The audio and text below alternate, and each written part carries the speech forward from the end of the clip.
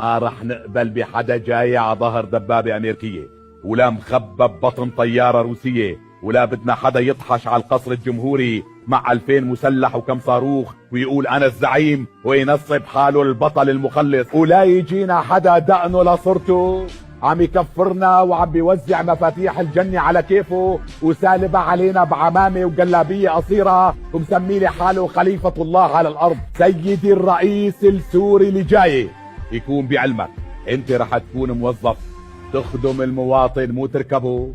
بدك ترفع البلد وتحطها فوق راسك لا تعلى، مو تحط البلد تحت رجليك لتطول علينا. بدك تحافظ من دون ما يكون اسمك ابو حافظ على مقدرات البلد وثرواته وخيراته. بدك تحترم استقلالية القضاء والتشريع والاعلام، مو تتحشلي مناخيرك بالشاردة والوردة وتقضي لي اياها مراسيم وقوانين واستثناءات وتجانس وتطوير اداري. كله على كيفك وكيف اللي خلفك.